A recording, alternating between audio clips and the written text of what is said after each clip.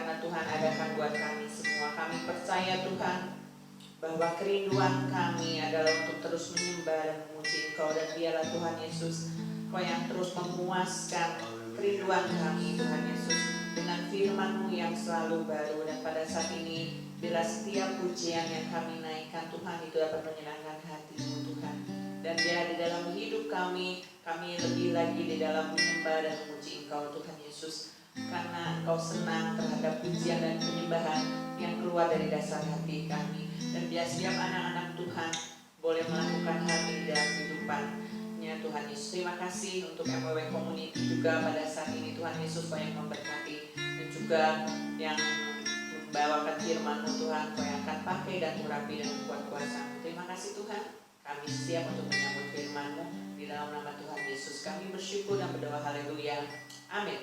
Midweek Worship Community, dimanapun Anda berada, hari ini kita akan dibawa untuk lebih dalam lagi dalam pengenalan akan worship, ya, yang akan dipresentasikan oleh Sis Adria Jerusa. Jesus bless. Shalom Midweek Worship Community yang ada di Indonesia, di Sukabumi, di Papua, di USA, dan juga di Holland. Nama saya Adria, dan saya saat ini aktif di Jakarta House of Prayer dan juga Reva Indonesia. Dan thank you banget untuk privilege untuk saya bisa share sedikit pada hari ini. Sebelum kita mulai, saya mau ngajak kita sama-sama satu dalam doa. Bapak, terima kasih Tuhan untuk kasih-Mu Tuhan, untuk kebaikan-Mu Tuhan. Terima kasih Tuhan untuk teknologi Tuhan yang bisa mempersatukan kami Tuhan. Karena kami bersatu cuman karena kami punya kerinduan yang sama Tuhan. Kami rindu akan Engkau Tuhan. Kami rindu Tuhan mengenal Engkau lebih dalam lagi. Kami buka hati kami Tuhan pada hari ini Tuhan. Kami siap untuk mendengar Tuhan. Terima kasih Bapa. Amin. Oke, hari ini aku mau share sedikit tentang worship. Dan kalau ngomongin worship, buat aku dan buat kita semua, aku yakin juga buat semua orang, standarnya penyembahan itu biasanya ada di Yohanes 4, di perempuan Samaria. Karena konon katanya kalau dibilang wanita Samaria ini adalah orang yang ngeset standarnya penyembahan. Dan aku sendiri datang dari aku tim worship dari dulu. Aku selalu ada di tim worship, tim pujian penyembahan, dan papaku pendeta, jadi dari kecil juga aku udah selalu berada di gereja dan selalu pelayanan dan selalu memang ada di penyembahan karena background aku juga di musik. Dan tapi mungkin buat aku pribadi, kesaksian aku adalah aku baru benar-benar mengenal Tuhan itu mungkin di aku umurnya udah cukup tua, cukup dewasa. Waktu aku udah kuliah, udah sekitar umur 23, baru aku benar-benar ternyata aku tidak begitu tahu, tidak begitu mengerti apa sih arti penyembahan itu sendiri. Dulu buat aku penyembahan itu apalagi sebagai pemain musik, buat aku penyembahan pujian itu adalah lagu cepat, penyembahan itu lagu pelan, dan sampai di situ aja. Dan kalau ngomongin tentang worship in spirit and in truth, menyembah dalam roh dan kebenaran, mungkin buat aku dulunya itu satu konsep yang oke, tanpa aku benar-benar ngerti. Cuman aku mau bagiin sedikit apa yang aku dapatkan. Apa yang aku rasain adalah seringkali kita coba kasih Tuhan sesuatu yang kita belum punya, yaitu penyembahan kita. Karena apa? Kalau buat aku penyembahan adalah respon. Karena kita nggak bisa ngasih sesuatu yang kita nggak punya. Aku paling suka ayat 1 Yohanes 4 ayat 10, dan aku baca ini dari ayat TPT. Inilah kasih itu, Dia mengasihi kita lama sebelum kita mengasihi Dia. Itulah kasihnya, dan bukan kasih kita. Dia membuktikannya dengan mengutus anaknya untuk menjadi korban persembahan yang menyenangkan untuk menghapuskan dosa-dosa kita. Buat aku ayat ini berbicara cukup dalam ya. Waktu dibilang inilah kasih itu, Dia mengasihi kita lama sebelum kita mengasihi Dia, dan inilah kasihnya, bukan kasih kita. Dan ini yang membuat aku berpikir, iya ya, seringkali dulu aku sering banget mikir kalau penyembahan itu sesuatu untuk mendapatkan sesuatu. Mungkin nggak langsung mikir seperti itu, tapi terpola, seolah-olah terpola, seolah-olah aku pikir penyembahan adalah kewajiban aku sebagai manusia. Karena kalau ditanya dulu aku akan bilang, kenapa kamu menyembah? Ya karena tugas saya di dunia adalah menyembah. Nah ketika nanti masuk surga juga tugas saya menyembah. Jadi terkadang kita selalu mikir kalau penyembahan itu adalah sesuatu yang kita wajib lakukan. Dan tanpa sadar, kalau buat aku pribadi dulu tanpa sadar itu jadi kesannya kalau udah menyembah then everything's gonna be good gitu. Kayak transactional tanpa sadar. Nah cuman ini yang buat aku sadar kalau kasihnya itu bukan kasih kita, dan kita nggak bisa mengasihi dia sebelum kita dikasihi dulu, atau sebelum kita sadar kalau kita dikasihi. Maka perintah yang pertama dan terutama dibilang apa? Kasihlah Tuhan Allahmu. Tapi kalau kita nggak menerima dulu, kita nggak akan bisa mengasihi Tuhan. Kita harus mengalami dulu, kita harus menerima dan mengalami dulu. Aku mau lanjut share sedikit tentang perempuan Samaria. Yohanes 4 ayat 23-24. Tetapi saatnya akan datang dan sudah tiba sekarang, bahwa penyembah-penyembah benar akan menyembah Bapa dalam roh dan kebenaran, sebab Bapa menghendaki penyembah-penyembah demikian. Allah itu roh, dan barang siapa menyembah dia harus menyembah dalam roh dan kebenaran. Aku sempat ada satu waktu, dan mungkin sampai hari ini aku penasaran banget kenapa dibilang ini adalah standarnya penyembahan. Dan suatu hari aku kayak put something in my heart kalau waktu Tuhan Yesus ketemuin perempuan Samaria, dan uniknya kalau dibaca dari atas itu dibilang di awal perikop dibilang ia harus melewati Samaria, yang artinya Tuhan nggak harus ke Samaria, tapi ia harus melewati Samaria. Ada inisiatif yang dari Tuhan untuk menjumpai, dan ketika dia menjumpai wanita Samaria pun dia langsung minta gitu, dia minta air sama perempuan Samaria. Jadi buat aku itu adalah menunjukkan kalau Tuhan menjumpai kita, itu inisiatifnya Tuhan yang lebih dulu menjumpai kita dimanapun kita berada. Dan cerita perempuan Samaria ini buat aku seperti sebuah nubuatan ke perempuan Samaria ini. Kenapa nubuatan? Karena disitulah Tuhan pertama kali nge-reveal, menunjukkan, memberitahukan bahwa dia adalah Mesias. Dan di ayat ini juga itu pertama kali diintroduce the idea of worshiping the Father. Menyembah Bapa itu pertama kali diperkenalkan di ayat ini. Menyembah Bapa dalam roh dan kebenaran itu. Dan kenapa nubuatan? Yohanes 14 ayat 6 dibilang, akulah jalan, kebenaran dan hidup. Tidak ada yang dapat datang kepada Bapa tanpa melalui aku. Dan kita semua tahu ketika kita menerima Tuhan Yesus, kita mendapatkan Roh Kudus, dan disebut tadi kan menyembah dalam roh dan kebenaran. Kita ngomongin Roh Kudus, kita menerima Roh Kudus. Aku mau bagiin dari Yohanes 16. Dibilang di situ kalau Roh Kudus adalah Roh kebenaran. Nah, dari Yohanes 14 selalu disebut tentang Roh Kudus. Selalu beberapa kali disebut akan datang Roh kebenaran. Nah, tapi yang buat aku paling highlight adalah di Yohanes 16 ayat 13 sampai 15. Tetapi apabila ia datang, yaitu Roh kebenaran, ia akan memimpin kamu ke dalam seluruh kebenaran. Sebab ia tidak akan berkata-kata dari dirinya sendiri, tetapi segala sesuatu yang didengarnya, itulah yang akan dikatakannya. Dan ia akan memberitakan kepadamu hal-hal yang akan datang. Ia akan memuliakan aku, sebab ia akan memberitakan kepadamu apa yang diterima daripadaku. Segala sesuatu yang Bapa punya adalah aku punya. Sebab itu aku berkata, Ia akan memberitakan kepadamu apa yang diterimanya daripadaku. Waktu aku baca ayat ini, aku lihat gimana ada penekanan di kata-kata ini yang mirip, yang diulang-ulang, bahwa roh kebenaran itu tidak akan pernah ngasih tahu apa yang bukan dari Bapa. Dan kata-kata kalimat ini selalu diulang. Ia tidak akan berkata-kata dari dirinya sendiri, tapi yang dari Bapa.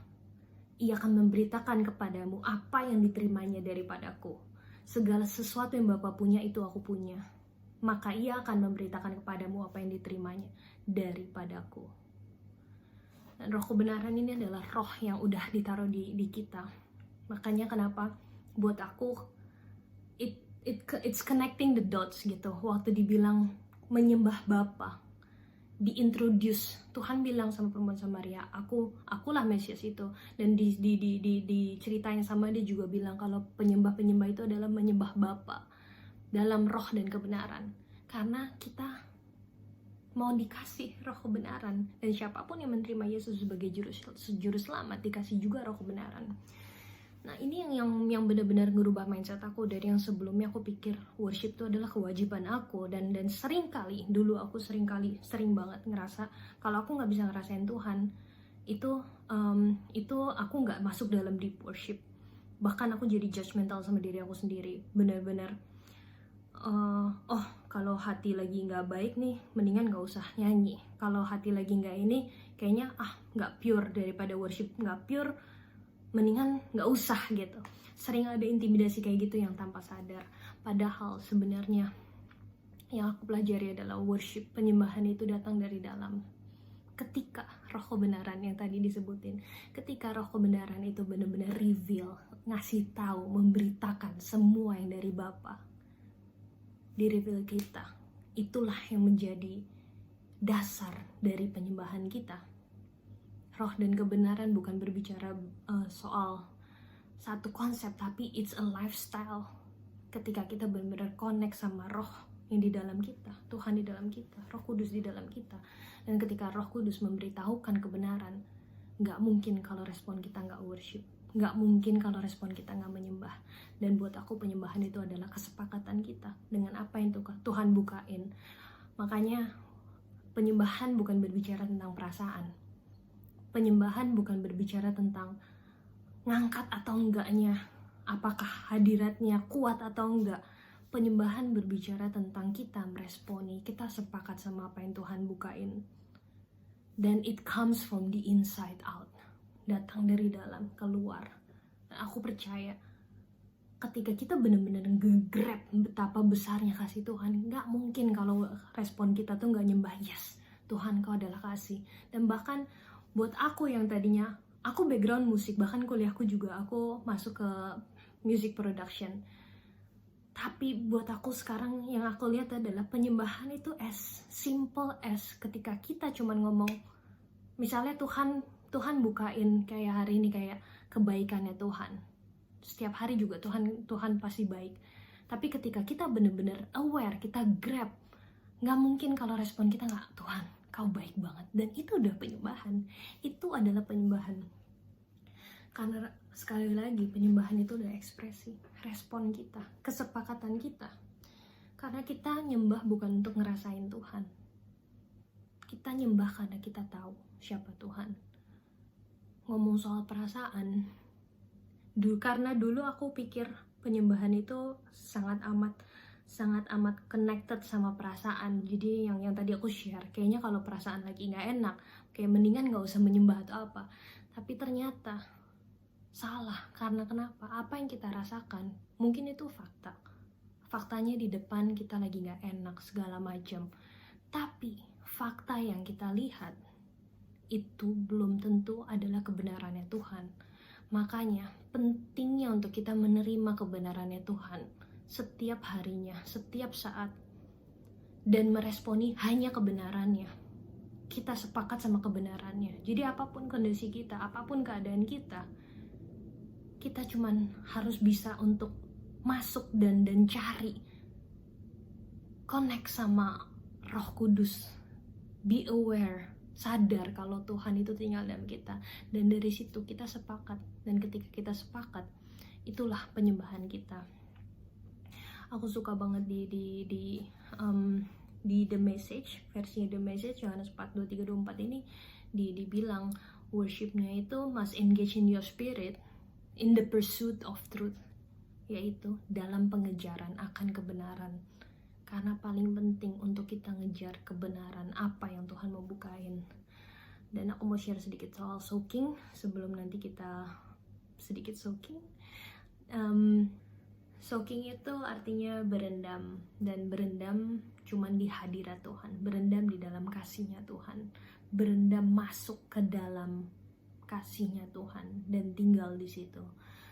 Di ayat Matius 6 ayat 6 dibilang, tetapi jika engkau berdoa, masuklah ke dalam kamarmu, tutuplah pintu dan berdoalah kepada Bapamu yang ada di tempat tersembunyi. Maka Bapamu yang melihat yang tersembunyi akan membalasnya kepadamu. Ini berbicara tentang secret place, tempat rahasia, dan tempat rahasia itu cuma dipunyai, dimiliki sama kita, sama Tuhan. Dan ini adalah soaking. Ketika kita masuk ke dalam tempat rahasia, kita mendengar. Kita seringkali kalau kita berdoa, kita lebih sering banyak ngomong ya daripada dengarnya. Tapi kita perlu untuk dengar, kita perlu untuk belajar. Dan dulu aku awalnya bingung gimana sih caranya dengar suara Tuhan. Tapi sebenarnya sesimpel ini. Tuhan itu berbicara the way we speak. Tuhan berbicara sesuai dengan cara kita berbicara. Karena Tuhan itu adalah Tuhan yang selalu merindukan hubungan dengan kita. Dan karena Dia yang menciptakan kita, Dia pun akan relate dengan kita ketika ngomong sama kita. Seringkali buat aku, dulu aku pikir kayak, ini perasaan doang atau Tuhan ya? Yes, awal-awal pasti kita bingung. Cuman, as we go in this journey, di dalam perjalanannya, akhirnya kita lama-lama pikir, ketika kita makin align dengan Tuhan,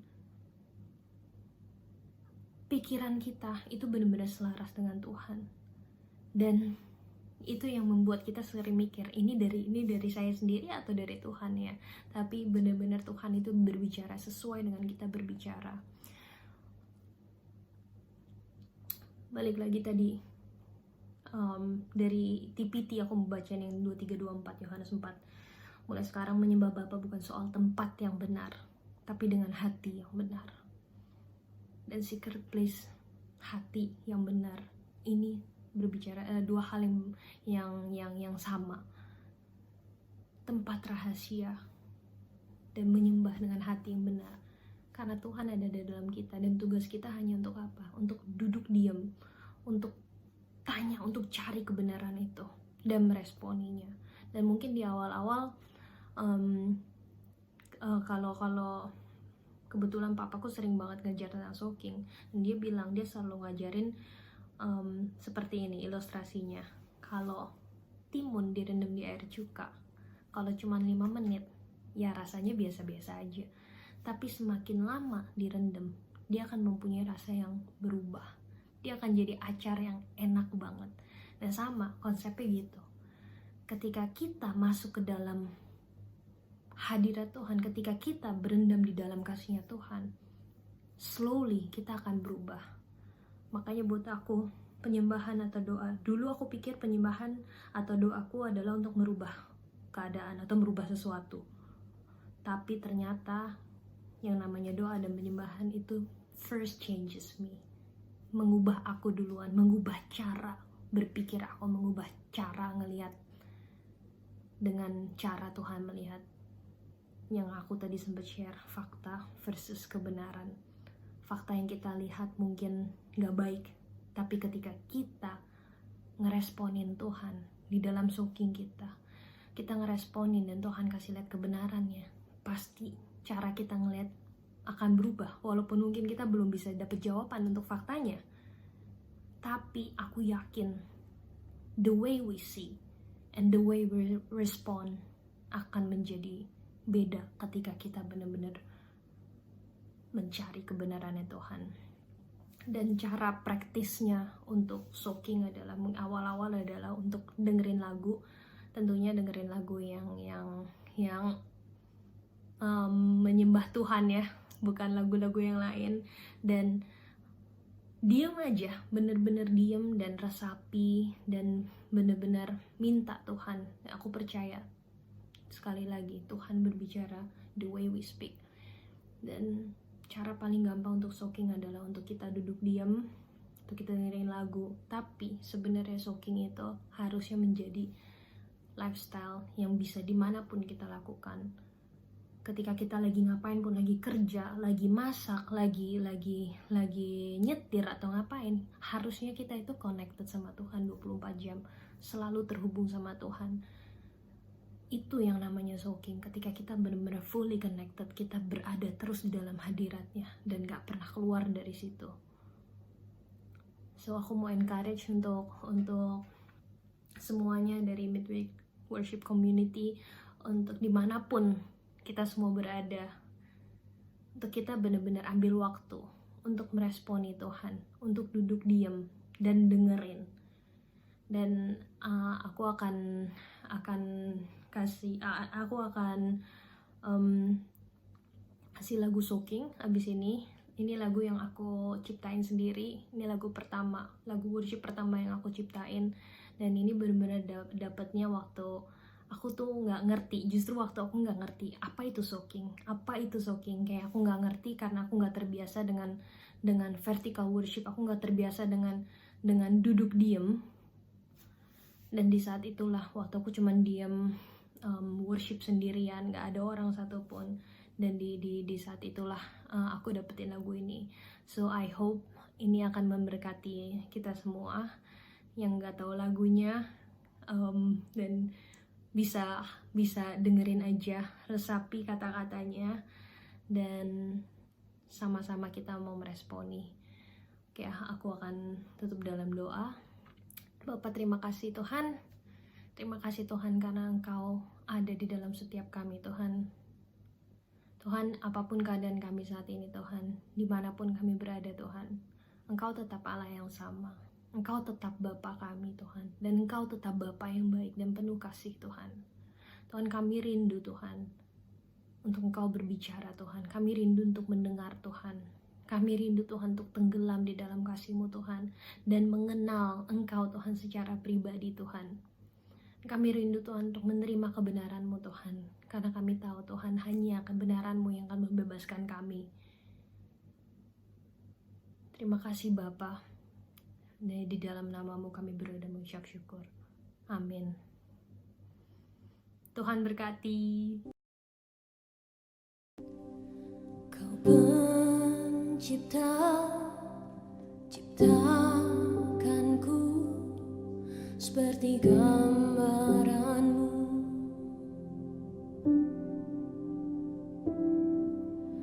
Kau penebus, bebaskanku, dan Kau layakkan aku.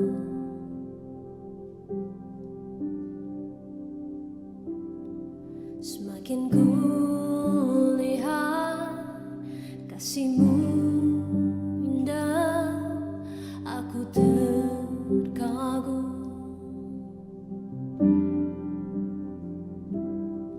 Semakin ku rindu kasih-Mu nyata, jadikan aku utuh.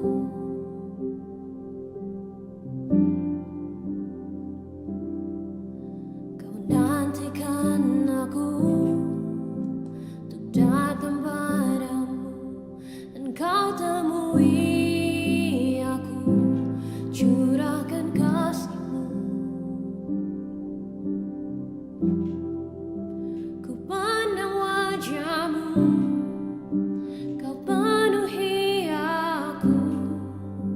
Ku pandang wajah-Mu, ku jadi seperti-Mu.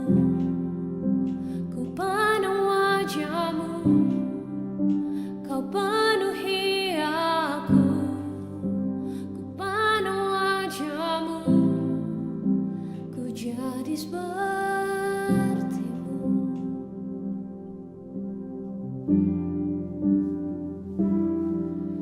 Kau pencipta, ciptakanku seperti gambaran-Mu.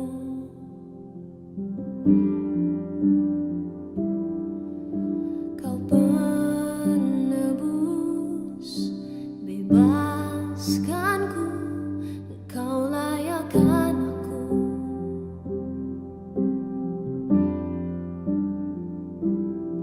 Semakin ku lihat kasih-Mu indah, aku terkagum.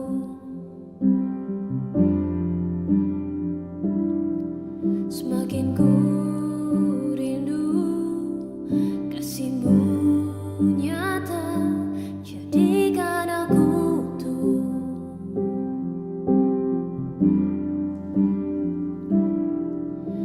Kau nantikan aku untuk datang padamu, dan Kau temui aku, curahkan kasih-Mu.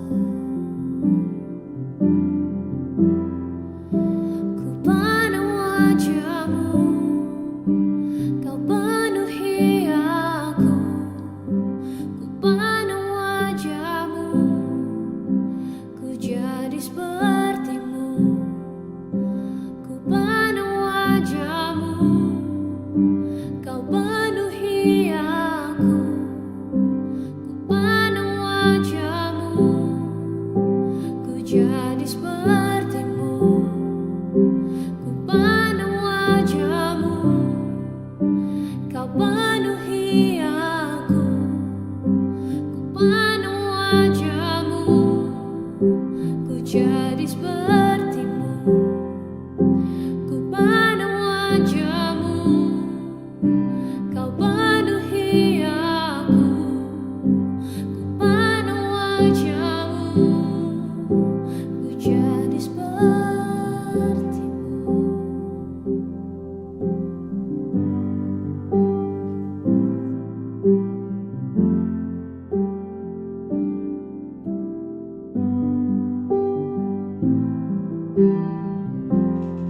Semakin ku lihat kasih-Mu indah,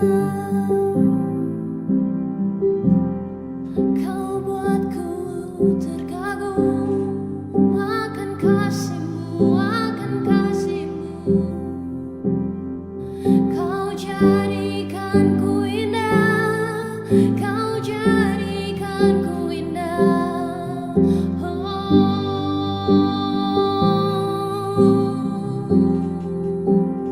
Semua karena kasih-Mu, semua karena kasih-Mu.